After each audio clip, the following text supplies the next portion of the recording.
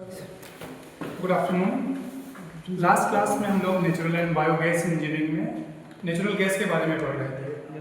वहाँ पे हम लोगों ने नेचुरल गैस की प्रॉपर्टीज़ के बारे में पढ़ा है, उसके क्या यूजेस हो सकते हैं उसके बारे में हम लोगों ने स्टडी की है। अब आज के लेक्चर में हम लोग जो नेचुरल गैस फर्स्ट यूनिट जो हम लोग पढ़ रहे थे उसमें जो दूसरा पार्ट है बायोगैस इंजीनियरिंग के बारे में पढ़ेंगे। तो सबसे पहले हम लोग थोड़ा सा बायोगैस के बारे में पढ़ेंगे, बायोगैस के बारे में कि बायोगैस कैसे बनती है, क्या फैक्टर्स होते हैं जो बायोगैस के मैन्युफैक्चरिंग को अफेक्ट करते हैं। उसके बाद बायोगैस के क्या यूजेस हैं उसके बारे में पढ़ेंगे और फिर बायोगैस का क्या पोटेंशियल है उसके बारे में पढ़ेंगे। तो ये जो हम लोग की फर्स्ट यूनिट है इस तरह से कंप्लीट होगी। तो बायोगैस बेसिकली क्या है इसके बारे में हम लोग पढ़ना स्टार्ट करेंगे। देखिए बायोगैस जैसे हम लोग नेचुरल गैस के बारे में पढ़ रहे थे तो नेचुरल गैस के बारे में हमने पढ़ा कि नेचुरल गैस का एक मिक्सचर है, किसका, गैसेस का मिक्सचर है। तो बायोगैस भी आपका क्या है, मिक्सचर है, गैसियस मिक्सचर है। तो अगर बायोगैस क्या है तो हम लोग सिंपल लैंग्वेज में ये कह सकते हैं कि क्या है आपका गैसियस मिक्सचर। ये गैसियस मिक्सचर है, बनता कैसे, ये बायोमास से बनता है। क्या चीज चाहिए हम लोग को, बायोमास चाहिए बनाने के लिए। तो बायोमास से हम लोग को बायोगैस ऑब्टेन होती है, बायोगैस मिलती है।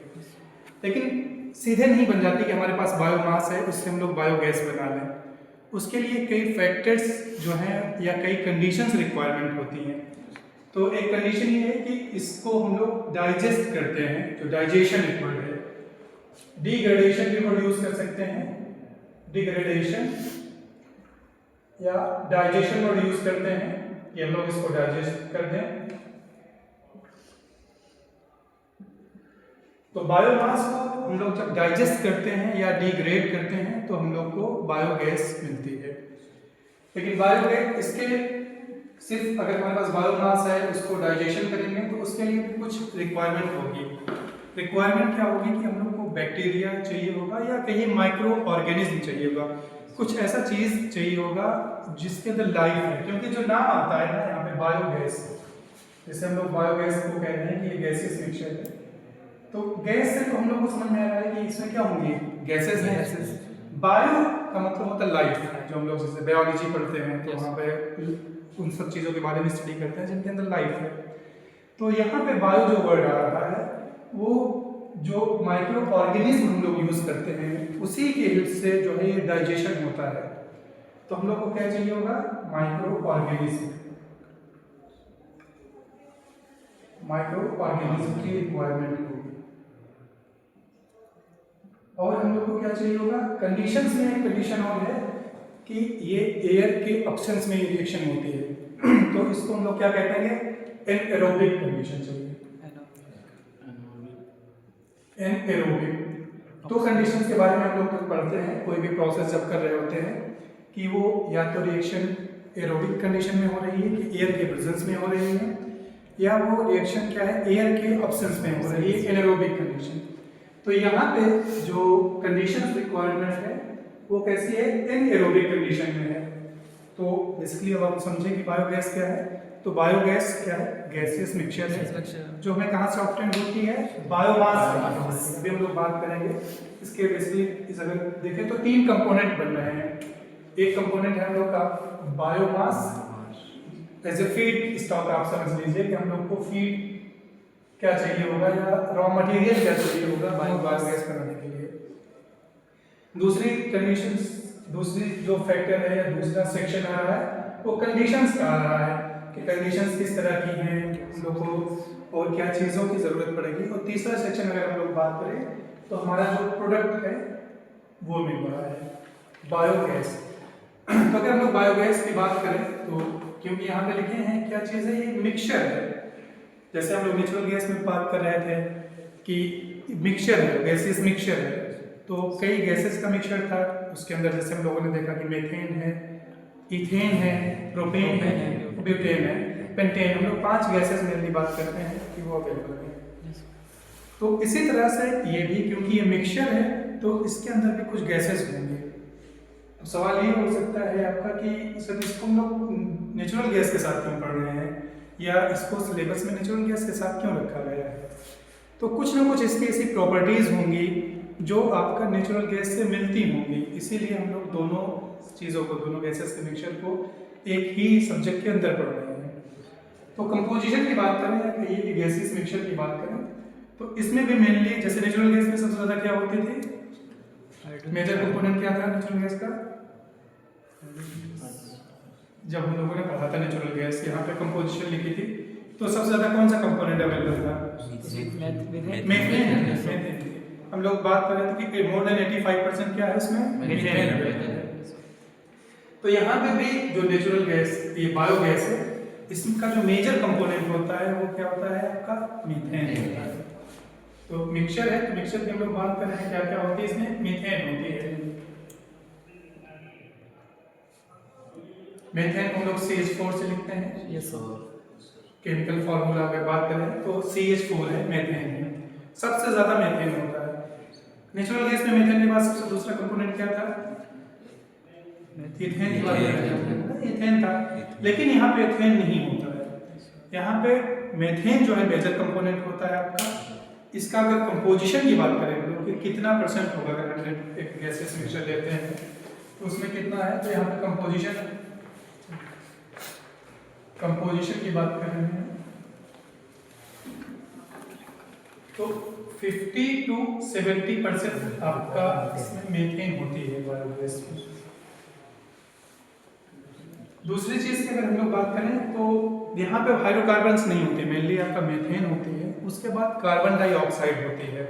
बेसिकली जब डाइजेशन हम लोग करते हैं तो उसमें भी स्टेजेस पढ़ेंगे, फर्स्ट स्टेज में क्या बनता है, सेकंड स्टेज में क्या बनता है, तो उसमें कार्बन डाइऑक्साइड कई स्टेजेस में बनती है। तो जो दूसरा मेजर कंपोनेंट आता है उसमें कार्बन डाइऑक्साइड आता है, कार्बन डाइऑक्साइड CO2 से जिसको हम लोग डिनोट करते हैं, कार्बन डाइऑक्साइड CO2, वो आपका 20 से 40 या 30 से 40% तक हम लोग शो कर सकते हैं।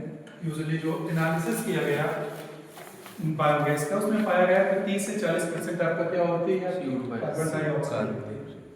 उसके बाद जो तीसरा मेजर कंपोनेंट होता है वो हाइड्रोजन होता है, हाइड्रोजन प्रोड्यूस होता है इसके अंदर।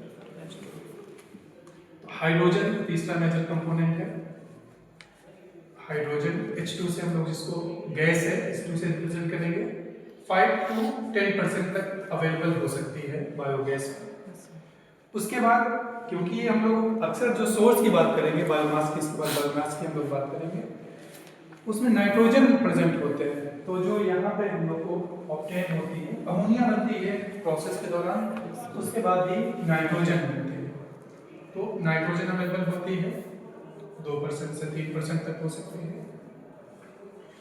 और लास्ट में जो है एक गैस और इसके साथ अवेलेबल होती है, उसको हम लोग hydrogen sulphide, basically sulphur compounds जो अवेलेबल होते हैं वो जो आपका बनती है hydrogen sulphide, H2S, hydrogen sulphide, H2S, hydrogen sulphide H2S,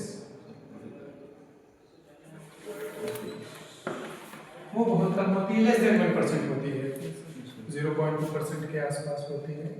ये नंबर एग्जैक्ट इतने नहीं है, आप अगर जब लिख रहे हैं कहीं पे तो थोड़ा बहुत नंबर ये आपका वेरी कर सकता है, क्योंकि कई जगह से जैसे बनाई जाती है तो ये डिपेंड करेगा। ये जो कंपोजिशन हम लोग लिख रहे हैं इससे आपका एक सवाल हो सकता है कि ये रेंज क्यों लिखी हुई है, ये कंपोजिशन एग्जैक्टली 50% क्यों नहीं है, या 70% क्यों नहीं है, 60% क्यों नहीं है। तो जो बात हम लोग नेचुरल गैस में कह रहे थे, क्योंकि नेचुरल गैस कोई एक जगह से तो प्रोड्यूस हो नहीं रही है, पूरी दुनिया में बहुत सारी जगह से, बहुत सारे फील्ड्स हैं वहाँ से प्रोड्यूस हो रही है, तो हर जगह का कंपोजिशन थोड़ा बहुत वेरी करता है। तो इसलिए ये जो बायोगैस भी है वो रॉ मटेरियल किस तरह से यूज़ कर रहे हैं। बायोगैस कोई आपका नेचुरल सोर्स तो नहीं है ना, तो नेचुरल में अगर नहीं कर रही है, थोड़ा बहुत होती है, मतलब अपने आप फॉर्मेशन होता है उनका। तो हम लोग जो है उसको एक जगह जहाँ पे बनाते हैं उसको बायोडाइजेस्टर कहते हैं। तो उसी कंडीशन की जो बात कर रहे थे, इसमें एक चीज़ और ये कर सकते हैं, वो जो रिएक्शन हो रही है या जो प्रोसेस हो रहा है वो कहाँ पे हो रहा है, बायोडाइजेस्टर। बायोडाइजेस्टर। तो क्योंकि इसका जो बायोमास है या जो कि फीड है वो वेरी करता है। मतलब आप इसके जो फीड होते हैं, जैसे जो इंडिया में ज़्यादा यूज़ किया जाता है स्मॉल स्केल पे, स्केल एक होता है इंडस्ट्रियल स्केल, बड़े स्केल पे, तो वहाँ पे जैसे पैडी वगैरह यूज़ किया जाता है, जिसको हम लोग जैसे राइस होता है ना, धान निकाल लेते हैं, उसके बाद जो बचता है उसको कहीं कहीं पैरा वर्ड यूज़ किया जाता है, इंग्लिश में पैडी वर्ड यूज़ करते हैं, तो पैडी को यूज़ करते हैं, या ऑर्गेनिक वेस्ट होते हैं उनको यूज़ करते हैं। ये काउ डंग भी यूज़ किया जाता है, गाय का जो गोबर होता है, जो स्मॉल स्केल गांव में देखे होंगे। एक्चुअली 15-20 साल पहले एक प्रोजेक्ट था गवर्नमेंट का कि हर गांव में, जो बड़ा गांव है, छोटे गांव, वहाँ पे वो लगा रहे थे बायोडाइजेस्टर, तो छोटे लगा रहे थे, तो वहाँ पे जो फीड यूज़ होता था वो काउ डंग यूज़ होता था। तो जो एनिमल के वेस्ट हैं, बेसिकली काउ डंग हो गया, एनिमल डंग हो गया, उनको यूज़ करते हैं। आपके ऑर्गेनिक वेस्ट हो सकते हैं। तो जो बायोगैस बन रही है बेसिकली, वो डिपेंड करेगी कि जो इसमें मीथेन या कार्बन डाइऑक्साइड का कंपोजिशन है, वो इस बात पे डिपेंड कर रहा है कि जो फीड है हमारा वो कैसा है, वो फीड पे डिपेंड करेगा, ये जो वेरियस कंपोजिशंस हैं। यहाँ तक कोई इश्यूज है आपके, कुछ पूछना चाहते हैं? तो हम लोग बायोमास पे बात करेंगे कि बायोमास क्या हो सकते हैं। अब तीनों को बेसिकली हम लोग को डिटेल में पढ़ना है आगे, कि इसका बायोगैस है तो उसका यूजेस क्या होंगे, ये कंडीशंस किस तरह से अफेक्ट करेंगे ये जो हमारा प्रोडक्शन हो रहा है बायोगैस का, कि अगर टेम्परेचर, जैसे कंडीशन में टेम्परेचर की बात हम लोग करेंगे, प्रेशर की बात करेंगे, माइक्रो ऑर्गेनिज्म की बात करेंगे, तो वो वेरी करेगा। जो बायोमास है, हम लोग बात कर रहे थे कि बायोमास जो यूज कर रहे हैं वो उसके कई सोर्स हो सकते हैं। अगर हम इसको सोर्स की बात करें,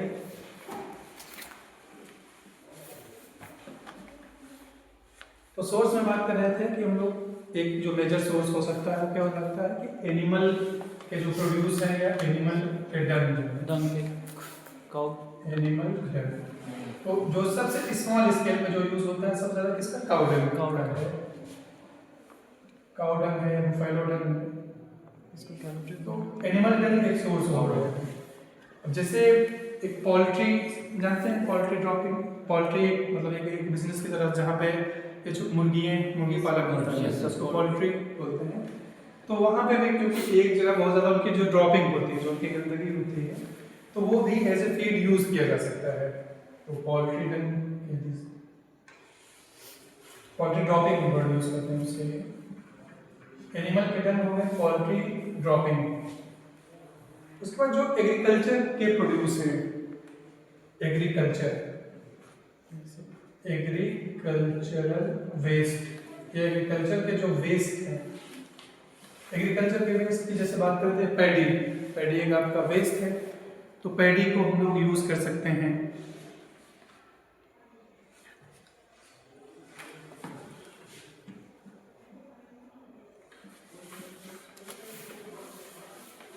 आप लोग जैसे हॉस्टल में रहते हैं, यहाँ पे जो फूड वेस्ट होता है, फूड जो बचा है, जो आप लोगों ने कंज्यूम किया, खाया, उसके बाद बच जाता है, अगर थोड़ा बहुत बचता है, या जैसे उसकी सब्जियों के छिलके हैं वो भी छील लेते हैं, तो वेस्ट की तरह ही है, तो उनको भी यूज किया जा सकता है। तो फूड वेस्ट जो बचता है, फूड वेस्ट कह सकते हैं, या आप ये कह लीजिए कि जो सब्जियां हैं, वेजिटेबल्स के जो छिलके होते हैं, के जो वेस्ट होते हैं, उनको हम लोग यूज कर सकते हैं। इंडस्ट्री के भी कुछ वेस्ट होते हैं, उनको भी यूज किया जा सकता है एज ए फीड। तो इंडस्ट्रियल वेस्ट कह सकते हैं हम लोग।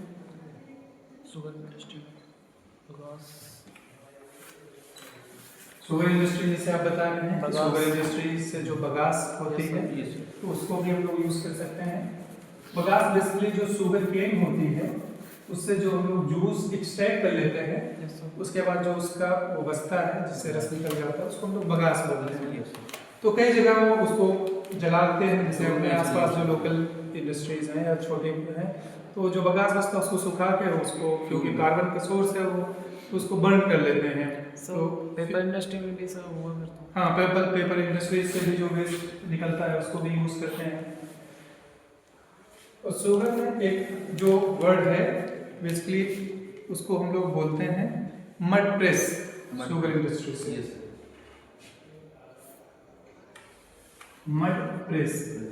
तो उसके एक दो बड़े प्लांट भी इंडिया में लगे हुए हैं, जैसे आपका ये कोल्हापुर है, महाराष्ट्र में है मोस्टली। तो वहाँ पे शुगर इंडस्ट्रीज बहुत ज़्यादा है, शुगर का पूरा जोन है महाराष्ट्र। तो वहाँ पे जो वेस्ट निकलता है तो उसके बेसिस पे एक आपका प्लांट भी लगाया हुआ गया है, लगभग 300 टन पर डे उसकी जो है प्रोसेसिंग कैपेसिटी है। बायोगैस उतनी नहीं प्रोड्यूस हो रही है, लेकिन जो आपका फीड हम लोग प्रोसेस कर रहे हैं 300 टन जो उसका मटेरियल्स यूज़ हो रही है उसको हम लोग प्रोसेस करके उससे जो है बायोगैस बना रहे हैं। तो हम लोगों ने देखा कि ये जो बायोमास है उसके जो आपके सोर्स हैं वो कई सोर्स हो सकते हैं। अब सवाल ये हो सकता है कि जो बायोमास है उसमें एनर्जी कहाँ से आती है। जैसे हम लोग बायोगैस है, तो बायोगैस का हम लोग यूज़ जो नेचुरल गैस का यूज़ है वही ऑलमोस्ट बायोगैस का यूज़ होगा, अगर उसके अंदर थोड़ा बहुत हम लोग मॉडिफिकेशन करें। अगर जैसे हम लोग यहाँ पे कह रहे हैं कि मीथेन कितना है 50 to 70% है, और बायो नेचुरल गैस में कितनी होती है मोर देन 85%। वो 95% जो मेजर यूजेस अगर हम लोग बात कर रहे थे, भाई सीएनजी में कितनी थी मोर देन 95%, आपकी एलएनजी में कितनी थी मोर देन 95% थी, पाइप्ड नेचुरल गैस जो थी उसमें भी कितनी थी मोर देन 95% थी। तो अगर किसी तरह से हम लोग क्या करें कि इसको जो ये बायोगैस हम लोग को ऑब्टेन हुई है इस बायोमास से, इसमें मीथेन का प्रोपोर्शन बढ़ा लें या मीथेन का कंपोजिशन बढ़ा लें, तो क्या होगी ये ऑलमोस्ट ये भी बायोगैस मीथेन का अगर बढ़ा लें तो ये भी नेचुरल गैस की तरह बिहेव करने लगेगी। इसलिए जो ये 50 to 70% है इसको हम लोग 95% कर लें। अब 95% होगी कैसे, दो तरीके होते हैं भाई, इसमें या तो हम मीथेन ऐड करते जाएं, मीथेन ऐड करते जाएं तो मीथेन की क्वांटिटी बढ़ती जाएगी, तो एक कंपोनेंट आपका बढ़ता जाएगा तो दूसरा कंपोनेंट का परसेंटेज ऑटोमेटिकली कम होता जाएगा। दूसरा ऑप्शन हमारे पास ये है कि ये जो गैसेस हैं इसके साथ इनको हम लोग रिमूव कर लेंगे। तो जब इनको सब रिमूव कर लेंगे तो जो बचेगी सिर्फ मीथेन बचेगी, तो मीथेन का परसेंटेज ज़्यादा हो जाएगा। तो हम लोग जो दूसरा मेथड बात कर रहे हैं वही यूज़ करते हैं, उसको हम लोग कहते हैं बायोगैस अपग्रेडेशन। तो हम लोग जो मीथेन है इसका परसेंटेज बढ़ा सकते हैं बायोगैस में, कैसे, बायोगैस को अपग्रेड करके।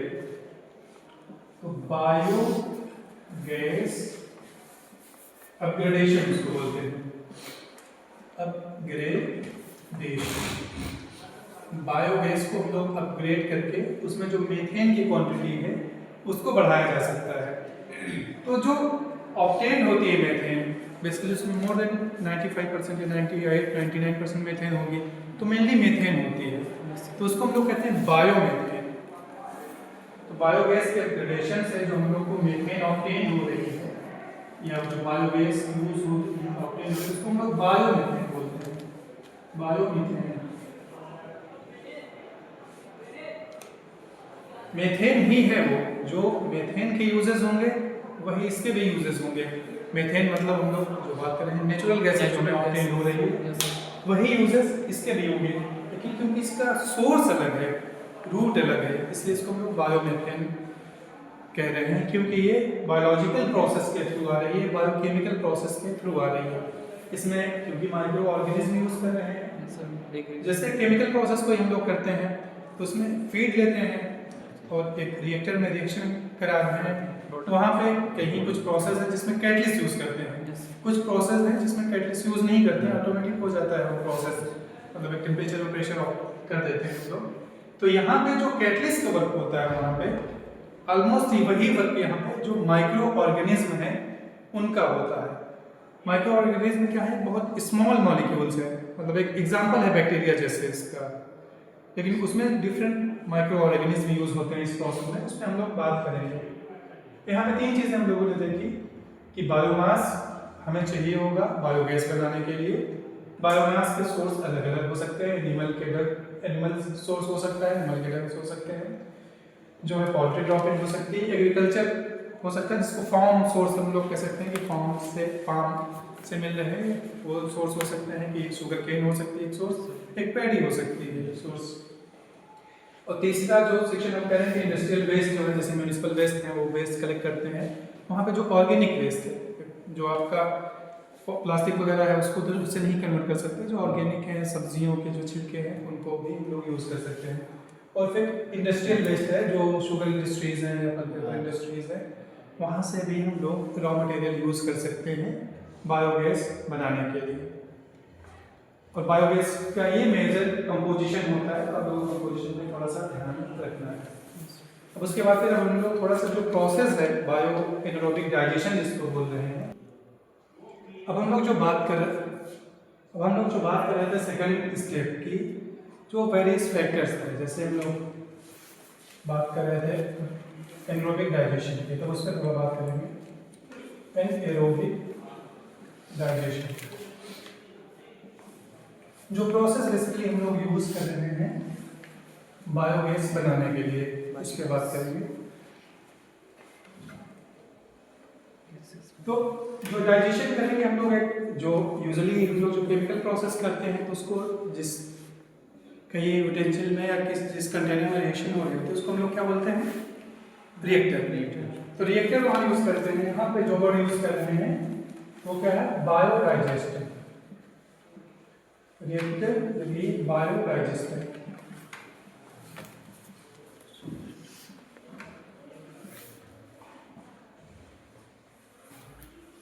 बायोडाइजेस्टर में हम लोग फीड यूज़ करते हैं। अब फीड बेसिकली हम लोग जो बात कर रहे हैं कि ऑर्गेनिक वेस्ट होते हैं या जो काउडंग वगैरह है, तो अगर हम लोग उसको थोड़ा सा ब्रॉडली देखें, थोड़ा सा और जाके देखें डीप में, तो उसमें होते क्या हैं? तो वो ऑर्गेनिक कंपाउंड्स हैं आपके, वो कॉम्प्लेक्स कंपाउंड्स होते हैं, कॉम्प्लेक्स कंपाउंड्स होते हैं। उन्हीं को हमारा जो पर्पस है, जो टारगेट है, कि हम लोग को सिंपल मॉलिक्यूल में कन्वर्ट करना है। जो कॉम्प्लेक्स मॉलिक्यूल है जो हमारे फीड के अंदर, उनको हम लोग को सिंपलर मॉलिक्यूल में ब्रेक करना है, तोड़ना है। तो होते कौन कौन से कंपाउंड्स हैं? जैसे उसके अंदर क्या हो सकता है? कार्बोहाइड्रेट होते हैं। 3 कैटेगरीज में ही बात की जाती है। कार्बोहाइड्रेट होंगे,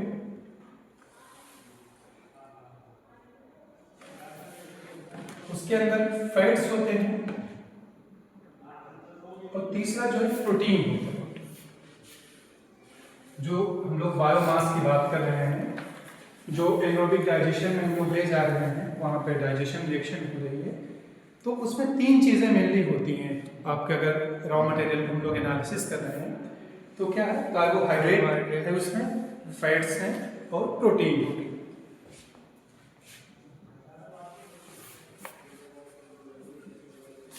तो इनको हम लोग कॉम्प्लेक्स कंपाउंड कर रहे हैं, इन्हीं को हम लोग सिंपलर कंपाउंड में ब्रेक करते हैं माइक्रो ऑर्गेनिज्म की हेल्प से। तो जो फर्स्ट स्टेप होता है, ये जो पूरा प्रोसेस है हम लोग एनारोबिक डाइजेशन का, कि फीड से लेकर बायोगैस तक के प्रोडक्शन में, उसमें 4 स्टेप्स होते हैं। 4 स्टेप का ये प्रोसेस है। जो फर्स्ट स्टेप होगा, हम लोग यहाँ पे लिख रहे हैं, फर्स्ट स्टेप को हम लोग हाइड्रोलिसिस कहते हैं, या हाइड्रोलिटिक एंजाइम से, मतलब एंजाइम से हम लोग हाइड्रोलिसिस कहते हैं इसको। फर्स्ट स्टेप को हम लोग क्या कहते हैं? हाइड्रोलिसिस या एंजाइमेटिक हाइड्रोलिसिस वर्ड यूज करते हैं, क्योंकि सॉरी, सभी प्रोसेस में एंजाइम्स हम लोग यूज करते हैं, या कहिए कि माइक्रो ऑर्गेनिज्म यूज कर रहे हैं। तो जो माइक्रो ऑर्गेनिज्म यूज करते हैं तो हर स्टेप में यूज करते हैं, 4 स्टेप में। तो पहला कहिए कि हाइड्रोलिसिस है in presence of micro organism. तो हम लोग को वहाँ से मिलता क्या है? ये हम लोग के पास ये कॉम्प्लेक्स कंपाउंड्स थे, उनको जब हम लोगों ने हाइड्रोलिसिस कराया तो ये जो कार्बोहाइड्रेट है आपका, वो शुगर्स में कन्वर्ट हो जाते हैं। कार्बोहाइड्रेट किसमें कन्वर्ट हो रहे हैं? शुगर में। फैट्स जो हैं आपके, वो फैटी एसिड्स में कन्वर्ट हो जाते हैं। Fatty acids. तो जो अमीन्स हैं, आप प्रोटीन्स हैं, वो आपका अमीनो एसिड्स है, अमाइनो एसिड्स अमीनो एसिड्स में कन्वर्ट हो जाते हैं। ये फर्स्ट स्टेप में होता है, जो हम लोग हाइड्रोलिसिस कह रहे हैं। तो ये जो स्टेप है, मतलब यहाँ हमारे पास जो फीड था, जिसमें आपके कॉम्प्लेक्स कंपाउंड्स थे, कार्बोहाइड्रेट थे, फैट्स थे, प्रोटीन्स थे, वो आपके कन्वर्ट हो गए शुगर में, फैटी एसिड्स में या अमीनो एसिड्स में। ये फर्स्ट स्टेप होता है आपका, जो हम लोग बात करेंगे 4 स्टेप में कंप्लीट होता है पूरा प्रोसेस। तो फर्स्ट स्टेप क्या होता है आपका, हाइड्रोलिसिस होता है। दूसरे स्टेप में जो आपका ये शुगर में कन्वर्ट हुआ है, एसिड्स में कन्वर्ट हुआ है, अमीनो एसिड्स में कन्वर्ट हुए, दूसरे स्टेप में एसिड्स में सारी चीजें, एसिड्स में शुगर भी जो है आपका वो भी एसिड्स में कन्वर्ट हो जाता है और कंपाउंड बनते हैं। तो एक कंपाउंड जैसे कार्बोनिक एसिड्स और अल्कोहल्स में कन्वर्ट होते हैं। ये पूरे जो यहाँ सेकंड स्टेप में हमें ऑब्टेन हुए थे वो किस में कन्वर्ट हुए, carbonic acid H2CO3 carbonic acids में है, अल्कोहल्स में कन्वर्ट हुए, थोड़ा बहुत कार्बन डाइऑक्साइड वगैरह भी बनती है और हाइड्रोजन भी बनती है। तो हाइड्रोजन यहाँ पे बनना स्टार्ट हो जाती है, कार्बन डाइऑक्साइड है, अमोनिया, ये तीनों चीजें थोड़ा बहुत क्वांटिटी में बन जाती हैं। तो इसमें क्योंकि मेनली जो प्रोड्यूस हो रहा है वो एसिड प्रोड्यूस हो रहा है, तो इसको जो हम लोग कहते हैं स्टेप की बात करते हैं कि एसिडोजेनेसिस वर्ड यूज किया जाता है, एसिड का जनरेशन हो रहा है या एसिड फॉर्मेशन स्टेज भी कह सकते हैं, एसिड फॉर्मेशन, एसिड फॉर्मेशन या एसिडोजेनेसिस, एसिडोजेनेसिस एसिड का जनरेशन है। तो दूसरे स्टेप में क्या होगा, ये फर्स्ट स्टेप था जिसको हम लोग हाइड्रोलिसिस कह रहे थे, फर्स्ट स्टेप में हाइड्रोलिसिस हो रहा था। सेकेंड स्टेप में क्या हुआ, एसिड का जनरेशन हुआ, जो यहाँ पे हम लोग के पास फीड अवेलेबल थी वो भी माइक्रो ऑर्गेनिज्म की हेल्प से होगी। और इसमें जो जो चारों स्टेप्स होंगे, हर स्टेप के लिए माइक्रो ऑर्गेनिज्म अलग अलग होंगे। जो सबसे बड़ा चैलेंज है इस प्रोसेस का तो ये होता है ना कि हमारे पास अगर एज ए कंट्री की बात करें इंडिया के पास, तो ये कैटल्स भी बहुत ज़्यादा हैं, पशुपालन में हम लोग टॉप 5 में होंगे, टॉप 2 में भी हो सकते हैं मिल्क प्रोडक्शन में, तो कैटल्स हमारे पास बहुत ज़्यादा हैं। लेकिन फिर भी अगर देखेंगे वर्ल्ड वाइड अगर बायोगैस जनरेशन के स्टेट में की पोजीशन में तो हम लोग बहुत आगे नहीं हैं। सबसे ज़्यादा होने के बाद भी हम लोग बायोगैस बहुत ज़्यादा प्रोड्यूस नहीं कर पा रहे हैं। उसके लिए जो मेजर चैलेंज है हमारे पास वो इस बात का है कि ये पहली बात इस प्रोसेस में इशू है। प्रोसेस में इशू ये है कि प्रोसेस बहुत फास्ट नहीं है कि कोई प्रोसेस हम लोग करते हैं, हमारा टारगेट क्या है कि हम लोग उस प्रोसेस को जल्दी से जल्दी कर लें तभी प्रोडक्शन हमारा ज़्यादा होगा। तो कोई रिएक्शन है, जो रिएक्शन कोई मान लीजिए 5 घंटे में पूरी होती है, कोई रिएक्शन 2 मिनट में पूरी होती है, कोई रिएक्शन 1 मिनट 2 मिनट में पूरी हो जाती है। तो अगर ये रिएक्शन पूरी ओवरऑल प्रोसेस जो है हमारे रॉ मटेरियल से लेके बायोगैस के जनरेशन तक जल्दी हो जाए, हम लोग जल्दी जल्दी प्रोड्यूस कर लेंगे। लेकिन जो सबसे बड़ा चैलेंज इसके साथ है कि टाइम बहुत लेता है। मतलब ये जो साइकिल किसकी हम लोग बात करते हैं, जहाँ पे काफी मोटी चीज होती है वो साइकिल है। ये लगभग 25 से 30 दिन या 25 से 45 दिन के लिए रिपोर्ट किया जाता है कि ये पूरा प्रोसेस है। जैसे आपने आज फीड डाला तो ऐसा नहीं कि पूरा का पूरा फीड कल ही कन्वर्ट हो गया एक दिन में, ये पूरा साइकिल कितना 25 से 45 दिन लगेगा। तो ये स्लो बहुत प्रोसेस है। स्लो होने के पीछे वजह क्या है कि जो अगर माइक्रो ऑर्गेनिज्म नहीं होगी तो ये होगा ही नहीं। पहली बात माइक्रो ऑर्गेनिज्म है ना, तो वो बहुत मतलब अपनी मर्जी के मालिक है। वो जो है मतलब उनके लिए बहुत सूटेबल कंडीशंस चाहिए, टेम्परेचर एक बहुत सूटेबल टेम्परेचर चाहिए, उसी टेम्परेचर पे वर्क करती हैं। अगर आपने टेम्परेचर ज़्यादा इंक्रीज कर दिया या डिक्रीज ही भी कर दिया, फॉर एग्जांपल मान लीजिए जैसे ये प्रोसेस है ऑप्टिमम 35 से 37 डिग्री सेल्सियस पे होता है, ये जो प्रोसेस हम लोग बात करें पूरा, और वो भी हर स्टेज का प्रोसेस की कंडीशंस भी थोड़ा बहुत वेरी करेंगी।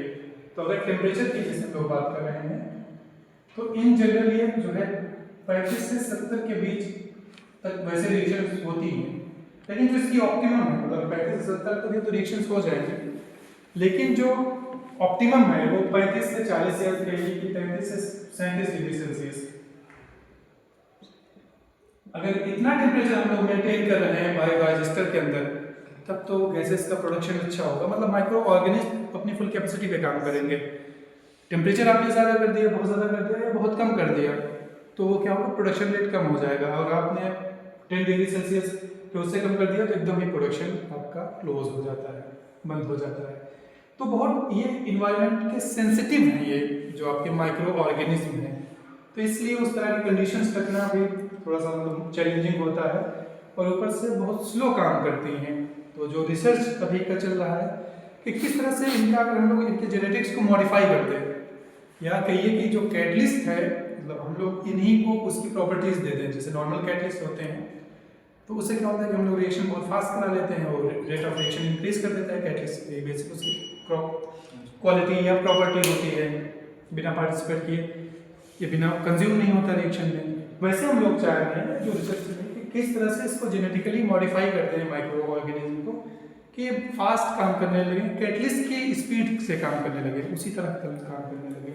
तो एक मेजर चैलेंज है यह भी, इसलिए भी। और दूसरा जो बड़ा से रीजन है, आगे हम लोग पढ़ेंगे बायोगैस का क्या पोटेंशियल है, आगे क्या संभावनाएं हैं। तो ये है कि हमारा जो फार्म सेक्टर है वो बहुत ऑर्गेनाइज नहीं है।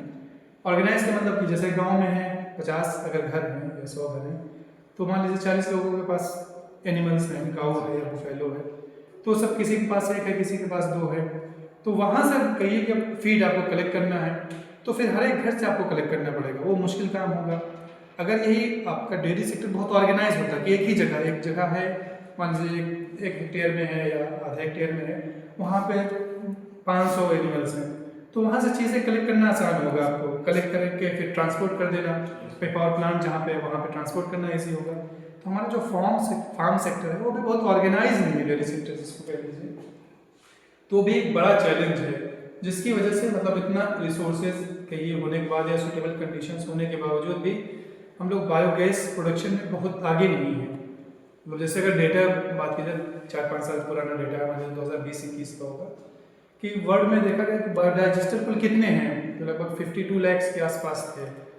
तो उसमें जो अगर काउंटिंग हुई तो लगभग 40 लाख के आसपास तो सिर्फ चाइना में है, मतलब जो कि हमारी पॉपुलेशन ऑलमोस्ट मतलब एग्जैक्ट सेम तो नहीं है लेकिन उसी के कंपेरेबल है। जब अगर डेयरी में देखेंगे मिल्क प्रोडक्शन में शायद उनसे हम आगे भी हैं, लेकिन फिर भी मतलब हम लोग उस तरह से कैपिटलाइज नहीं कर पाए। जो चीज़ हमारे पास पोटेंशियल है लेकिन उसको हम लोग कैपिटलाइज नहीं कर पाए, तो चैलेंजेस जरूर हैं इसके सामने। तो हम लोग स्टेप्स की बात कर रहे थे कि एक स्टेप ये था कि फर्स्ट स्टेप में हम लोग हाइड्रोलिसिस कर रहे हैं। हाइड्रोलिसिस में बेसिकली क्या करें, हाइड्रो का मतलब होता है वाटर। जब कहीं भी हाइड्रो वर्ड दिखेगा इसका मतलब है कि वाटर। तो हम लोग फर्स्ट स्टेप में जो हमारे पास डंग आएगा या जो ऑर्गेनिक वेस्ट है उसमें वाटर मिला के, वाटर का भी रेशियो होता है किस हिसाब से मिलाते हैं, तो फीड टू फीड वेरी करेगा। तो वाटर मिला के माइक्रो ऑर्गेनिज्म के हेल्प से हम लोग रिएक्शन कराते हैं, तो वहीं पे जो कार्बोहाइड्रेट वगैरह है इसमें कन्वर्ट हो जाता है। दूसरा स्टेप हम लोगों ने बताया था कि एसिड का फॉर्मेशन होगा, उसको एसिड फॉर्मेशन स्टेज कहते हैं। तीसरा स्टेज जो होता है, ये जो आप चीज कार्बोनिक एसिड बना है H2CO3, कार्बोनिक एसिड होता है H2CO3, ये जो है आपके एसिटिक एसिड में कन्वर्ट होते हैं। तो थर्ड स्टेज जो होती है, थर्ड स्टेप होता है acetic acid formation, acetic acid formation, acetic acid formation.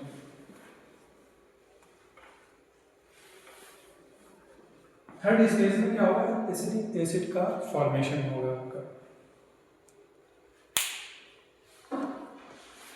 तो मेन इस वक्त तक हमारे पास क्या होगा कि जो कार्बोनिक एसिड्स हैं या अल्कोहल्स हैं, ये मेनली आपके कन्वर्ट किस में हो जाएंगे। अल्कोहल क्या होता है, R, जैसे उसके केमिकल फार्मूला की बात करें तो ROH या RCH2OH कहते हैं लोग। OH है, OH ग्रुप लगा हुआ है कार्बन के साथ, तो क्या अल्कोहल है, तो वही ऑक्सीडाइज हो जाता है बेसिकली, या डाइजेस्ट हो जाता है किसमें, एसिड्स में, एसिटिक एसिड में। तो जो कार्बोनिक एसिड था या अल्कोहल्स थे वो आपके किस में कन्वर्ट हो गए, एसिटिक एसिड। तो थर्ड स्टेज में हम लोगों को क्या हो रहा है, एसिटिक एसिड मिल रहा है। हाइड्रोजन आपका जो चला रहा है हाइड्रोजन है आपका, नाइट्रोजन और अमोनिया है, अमोनिया है यहाँ पे मिलती है, और कार्बन डाइऑक्साइड हर स्टेज में ही रहेगी। तो कार्बन डाइऑक्साइड है, कार्बन डाइऑक्साइड है। तो ये मेजर चीजें हैं, ये किस स्टेज में हम लोग को मिलती हैं, थर्ड स्टेज, जिसको हम लोग एसिटिक एसिड फॉर्मेशन स्टेज कह रहे हैं। तो 3 स्टेजेस हुए। अब जो है फाइनल स्टेज आता है। फाइनल स्टेज में क्या होगा, ये जो चीजें हैं एसिटिक एसिड है आपका, वो कन्वर्ट होगा किसमें, मीथेन में। मेनली क्या है, क्योंकि अभी हम लोग पढ़ रहे थे कि जो मेजर कंपोनेंट है मीथेन। तो फोर्थ स्टेज को हम लोग समझ सकते हैं कि मीथेन फॉर्मेशन स्टेज। ये जो वर्ड यूज किया जाता है उसको मेथेनोजेनेसिस वर्ड यूज करते हैं। मेथेन फॉर्मेशन स्टेज है,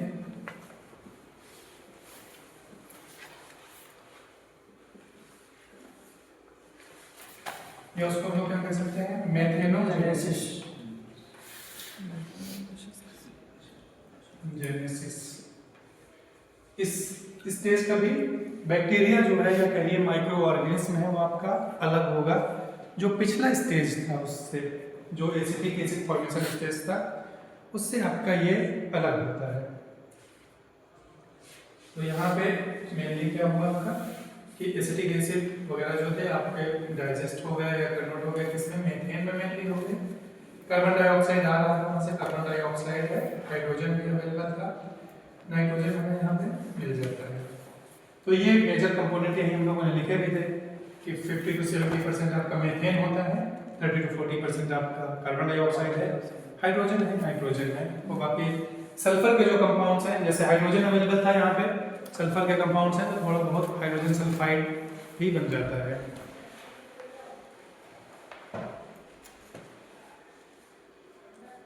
तो इसके एक्चुअली हर बार माइक्रो ऑर्गेनिज्म अलग अलग हो रहा है तो उनका नाम देते हैं, मतलब होगा कुछ नाम वैसे, लेकिन जो हम लोग नाम डिफाइन करते हैं उसको, तो पहला स्टेज में जो बन रहा है उसको हाइड्रोलिटिक जीवाणु, बेसिकली जो हाइड्रोलिसिस कर रहा है तो उसको क्या कह देंगे हम लोग, हाइड्रोलिटिक जीवाणु।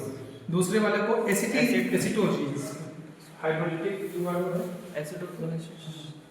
तो जो बेसिकली बन रहा है ना उसी के नाम से ही उसको वर्ड यूज कर रहे हैं।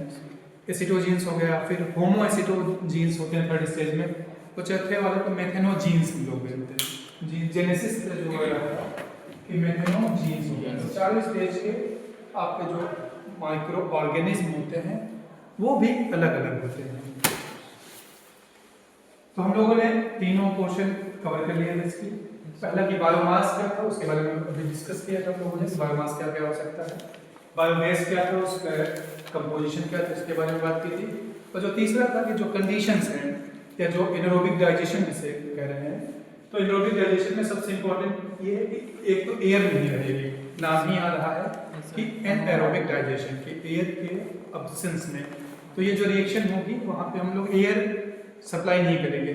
इसलिए दोनों प्रोसेस होता है, एरोबिक डाइजेशन भी होता है, जैसे रिसर्च में जाएंगे एमटेक वगैरह में तो वहाँ पे प्रोसेस, कई प्रोसेस होते हैं जो माइक्रो ऑर्गेनिज्म से रिलेटेड हैं, वो एरोबिक डाइजेशन होते हैं, वहाँ पे हम लोग को एयर सप्लाई करनी पड़ती है। ये प्रोसेस लेकिन है वो एनारोबिक डाइजेशन से मेनली प्रोड्यूस होती है। अभी जब हम लोग 5th यूनिट में पढ़ेंगे तो वहाँ एरोबिक डाइजेशन के बारे में पढ़ेंगे, दोनों के बीच में क्या डिफरेंसेस है उसके बारे में भी हम लोग स्टडी करेंगे। तो अब ये इसके बारे में थोड़ा सा बात कर ली हम लोगों ने। अब हम लोग जो बायोगैस है उसके क्या यूजेस हैं मेनली उसके बारे में थोड़ा सा बात करेंगे। तो हम लोग बायोगैस के यूजेस या कहीं हम लोग बेनिफिट्स देखना चाह रहे हैं, तो बायोगैस बेनिफिट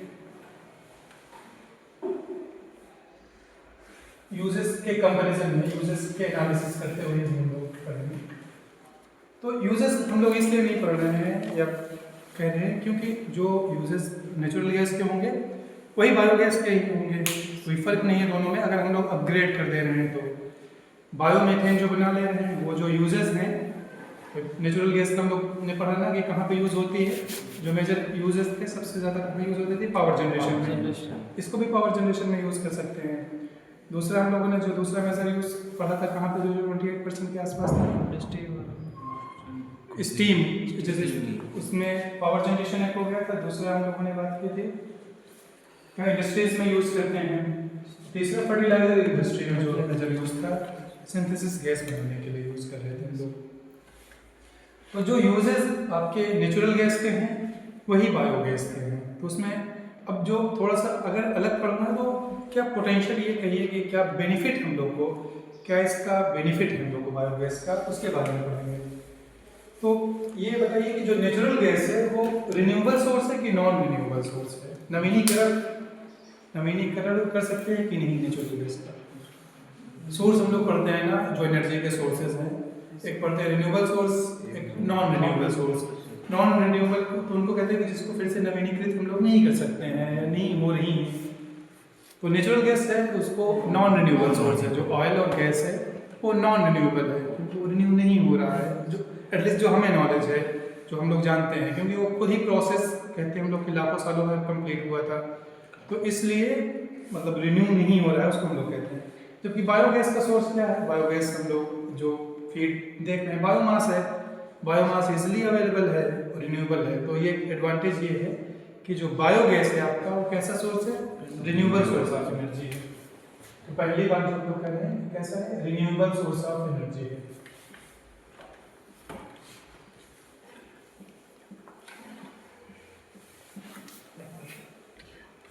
तो जो मेजर एडवांटेज है हमारे पास ये है कि जो नेचुरल गैस है वो नॉन रिन्यूएबल सोर्स है, और ये हम लोग का biogas renewable source of energy है। ऑब्वियस सी बात है, क्योंकि एज ए कंट्री हमारे लिए जो मेजर चैलेंज है, बेसिकली हम लोग ऑयल और गैस का इंपोर्ट करते हैं तो एक तो जो पैसा जा रहा है उसका एक फॉरेक्स एक बड़ा इशू आता है कि हम लोग डॉलर में परचेज करते हैं, उससे करेंसी की वैल्यू कम होती है, तो भी एक हमारा लॉस होता है। तो ये कहिए कि इसकी और कॉस्ट भी ज़्यादा होती है। अगर हम लोग लोकली बनाएं या फिर कंट्री में इसको प्रोड्यूस करें तो हम लोग की कॉस्ट ऑब्वियस सी बात है कम हो जाएगी। तो ये कहिए कि कॉस्ट इफेक्टिव भी है नेचुरल गैस के कंपेरिजन में। जो हम लोग बेनिफिट्स पढ़ रहे हैं वो इन जनरल नेचुरल गैस या जो हमारे पास सोर्सेस ऑफ एनर्जी मेजर जो हैं उन्हीं के कंपैरिजन में हम लोग पढ़ रहे हैं। दूसरी बात हम लोग कह सकते हैं कि कॉस्ट इफेक्टिव है। बाकी और जो इसको यूजेस भी पढ़ेंगे इसी कंपैरिजन में। हम लोग नेचुरल गैस का यूज क्या कर रहे हैं? हीट और पावर जनरेशन में, हीट जनरेशन में कर रहे हैं, पावर जनरेशन में कर रहे हैं। तो हम लोग बायोगैस को भी यूज कर सकते हैं हीट एंड पावर जनरेशन में। इसको can be use for heat and power generation, heat and power generation.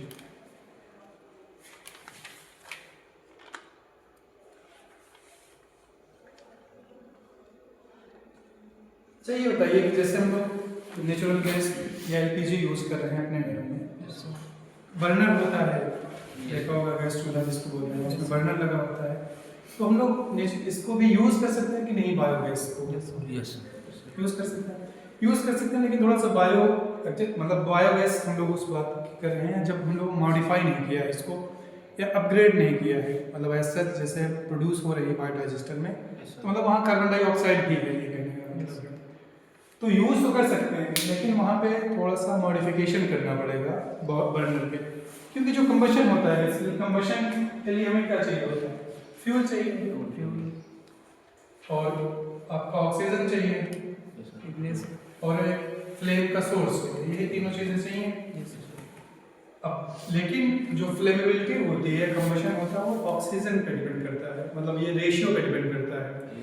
जैसे कल हम लोग लास्ट क्लास में पढ़ रहे थे फ्लेमेबिलिटी डिस्कस किया था, लिमिट नहीं पढ़ी थी। तो वहाँ पे क्या होता है कि हर एक कोई भी आप फ्यूल लेंगे उसकी फ्लेमेबिलिटी लिमिट होगी कि इस अगर ये रेशियो रहेगा ऑक्सीजन का और उस गैस का, तो कंबशन होगा, फ्लेमेबल होगा उस कंडीशन में। अगर वो रेशियो नहीं है, जैसे 5 to 15% है उसका नेचुरल गैस का, 5% से 15%, अगर एयर का मतलब कि 5% मिनिमम 5% है तब कंबशन स्टार्ट होगा, फ्लेमेबल हो जाएगी, और मैक्सिमम 15% है तब कंबशन हो जाएगा। अगर 15 से जैसे ये रेशियो इंक्रीज हुआ, या कहिए कि ऑक्सीजन आपने बहुत ज़्यादा सप्लाई कर दी, तो फिर आप कंबशन नहीं होगा कि आप एकदम थोड़ा सा फ्यूल लीजिए और फिर बहुत ज़्यादा ऑक्सीजन सप्लाई कर दीजिए, तो नहीं कंबशन होगा। जिसे आप लोगों ने शायद किया हो या नहीं किया हो, आगे से पढ़ेंगे। जैसे फ्लैश पॉइंट हम लोग पढ़ते हैं, तो फ्लैश पॉइंट पढ़ते हैं तो उसको हीट करते हैं, वेपर तो शुरू में भी थोड़ा बहुत रहती होंगी ना, लेकिन कंबशन नहीं होता है। जब हम लोग हीट करते हैं काफ़ी वेपर जनरेट हो जाती हैं, तो एक मिक्सचर हो जाता है, उसका फ्लेमेबल जो लिमिट आनी चाहिए ना, फ्लेमेबिलिटी लिमिट है, उसके अंदर जब तक नहीं आएगा, मतलब ऑक्सीजन का जितना परसेंटेज होना चाहिए उसके सराउंडिंग में उतना परसेंटेज नहीं आएगा, तब तक आपका कंबशन नहीं होगा। तो यहाँ पे क्योंकि यहाँ पे सिर्फ मीथेन नहीं है, उसके साथ कार्बन डाइऑक्साइड भी अवेलेबल है, तो अगर हम लोग को as a such directly use करना है तो थोड़ा सा मॉडिफिकेशन करना पड़ेगा बर्नर के डिज़ाइन में। तो वही चीज़ हम लोग लिख रहे हैं कि can be use directly for domestic purposes but with little modification in the burner design. वैसे भी यूज़ कर लेंगे, ऐसा नहीं कुछ जलेगी नहीं, लेकिन आपको फ्यूल की एफिशिएंसी सही नहीं रहेगी। आपका थोड़ा भी जल रहा होगा, ज़्यादातर फ्यूल आपका वैसे वेस्ट हो रहा होगा। Can be use for domestic purposes, domestic और कहीं भी इंडस्ट्रियल पर्पज से अगर सीधे बायोगैस को यूज कर रहे हैं तो एक मॉडिफिकेशन करना पड़ेगा, तो डिजाइन मॉडिफिकेशन भी देंगे, डिजाइन में मॉडिफिकेशंस।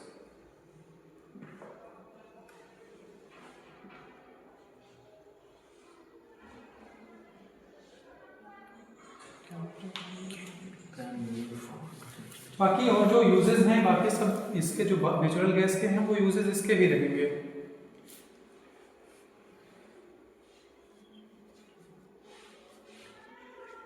अगर हम लोग एडवांटेज की बात करें तो जैसे एडवांटेज या बेनिफिट की बात कर रहे थे, अगर मान लीजिए जो चीज़ें जिन रॉ मटेरियल को हम लोग यूज़ कर रहे हैं बायोमास को, अगर हम लोग यूज़ ना कर रहे होते तो वो चीज़ें कहाँ होती हैं। तो जैसे पैडी की बात है, जैसे गेहूँ उसकी चाव राइस की जो धान की खेती होती है, तो पैडी जो होता है पराली जिसको कहते हैं उसको जला देते थे।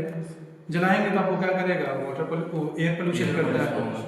वह जो उसकी राख है वो अगर बारिश हो गई, पानी में जाके मिल गया, किसी पॉन्ड में मिल गया, किसी रिवर में मिल गया, तो वाटर पोल्यूशन भी कर रहा है। तो ये चीज़ें इन्वायरमेंट पल्यूट कर रही हैं। तो इनको हम लोग बायोमास को यूज़ करके हम लोग इन्वायरमेंट पोल्यूशन को भी रोक रहे हैं। तो ये एडवांटेज है कि ये बेनिफिट है। तो by use of biomass biomass के प्रयोग से हम लोग क्या कर रहे हैं कि जो वाटर पोल्यूशन है, एयर पोल्यूशन है, कह दीजिए इन जनरल इन्वायरमेंटल पोल्यूशन को भी रिड्यूस कर रहे हैं। Biomass environmental pollution is reduced. Environmental pollution is reduced.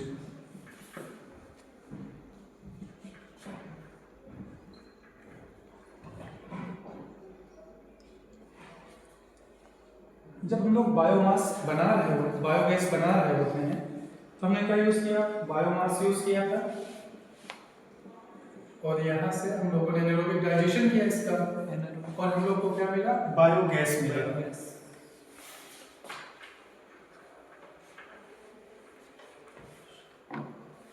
Biomass से बायोगैस मिला है।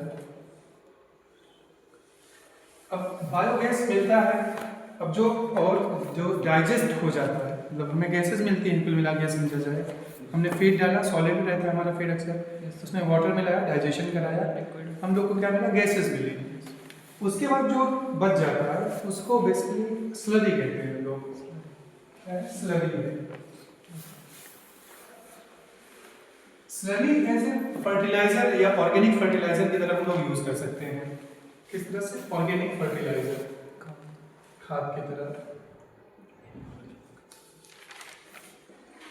तो जो दूसरा एडवांटेज हम लोग को मिलता है वो ये मिलता है कि हम लोग को बायोगैस तो मिल ही रही है, साथ ही साथ हम लोग को क्या हो रहा है कि एक बायो फर्टिलाइजर भी कह दीजिए कि मिल रहा है हम लोग को। तो ये एडवांटेज उसका है कि by product obtain from biogas production is used to in as a fertiliser. By product is used as a fertilizer,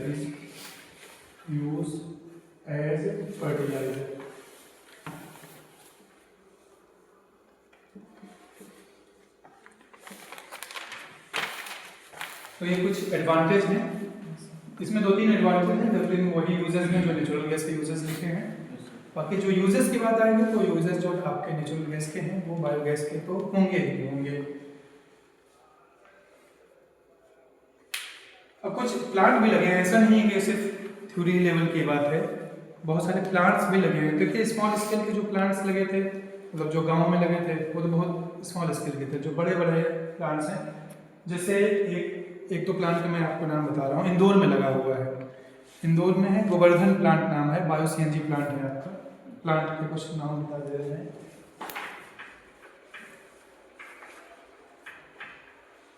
जो बड़े प्लांट हैं इंडिया में, टॉप 5 प्लांट की बात अगर की जाए तो पहला प्लांट जो है इंदौर में लगा हुआ है, ये जो वेस्ट है उसको प्रोसेस करते हैं। बड़ा इंस्टेंस ऑफ प्रोसेसिंग कैपेसिटी के टर्म में हम लोग बात कर रहे हैं, बायोगैस के प्रोडक्शन के टर्म में नहीं बात कर रहे हैं। क्या चीज़? प्रोसेसिंग कैपेसिटी, कि कितना फीड वो प्रोसेस कर ले रहा है। तो इंदौर में जो गोवर्धन बायो सीएनजी प्लांट है, तो बायोगैस बना रहे हैं, उसी से फिर सीएनजी बना रहे हैं। सीएनजी कैसे हम मीथेन बेसिकली बना ले रहे हैं, उसमें से कार्बन डाइऑक्साइड को रिमूव कर दे रहे हैं। तो ये इसकी जो कैपेसिटी है 550 टन पर डे है। सर इसका फीड आ रहा होगा वो कहाँ से आ रहा होगा? ये वेस्ट है, जो वेस्ट होता है म्यूनिसिपल वेस्ट, उसको यूज कर रहे हैं ये लोग, ऑर्गेनिक वेस्ट जगह जगह से स्टोर कर रहे हैं ना सर? जी।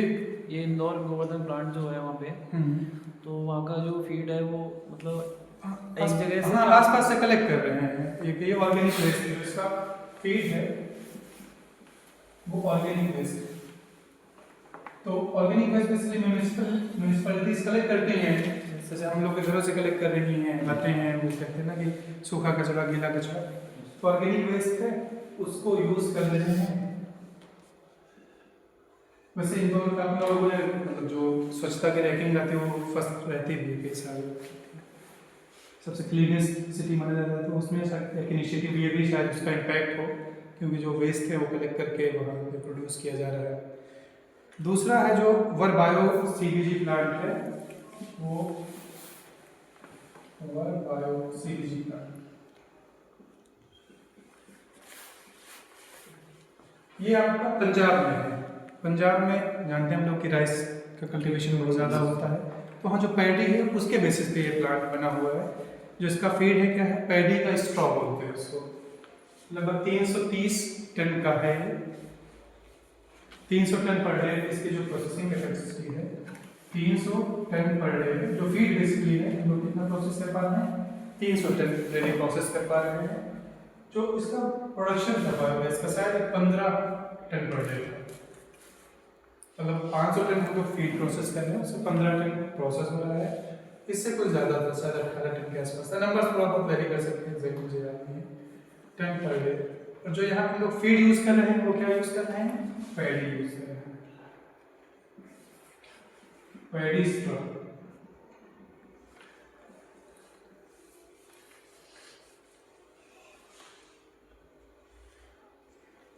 एक नोएडा में है रिलायंस का बायोगैस का प्लांट, अंडर कंस्ट्रक्शन है, अभी 300 टन पर डे का वो भी बना रहे हैं, लेकिन अभी अंडर कंस्ट्रक्शन है, ऑपरेशनल नहीं है। पुणे में है 300 से 400 टन पर डे का है, वो डिफरेंट फीड यूज़ कर रहे हैं। एक और आप देख सकते हैं जो बात कर रहे थे अभी कोल्हापुर की, उसकी कोल्हापुर की है, वो 100 टन पर डे है, इंडस्ट्रियल बेस का है। कोल्हापुर में 100 टन पर डे है। और यहाँ पे हम लोग मड प्रेस की जो बात कर रहे हैं, जो शुगर इंडस्ट्री का जो वेस्ट है उसको यूज कर रहे हैं। फीड क्या है, मड प्रेस। ये जो कैपेसिटीज लिखी हैं बेसिकली फीड के टर्म में लिखी हुई हैं, फीड की प्रोसेसिंग की कैपेसिटी है, ये बायोगैस प्रोडक्शन की कैपेसिटीज नहीं है। यहाँ फीड कितना हम लोग प्रोसेस कर पा रहे हैं उसके बेसिस पे। तो आज हम लोग यहीं तक रखेंगे। अगर इसमें आपको कुछ चीज़ ना समझ में आई हो तो आप इसको पूछ सकते हैं, जो चीज़ ना समझ में आई हो या कुछ और आप अपना एडिशन करना चाहते हैं।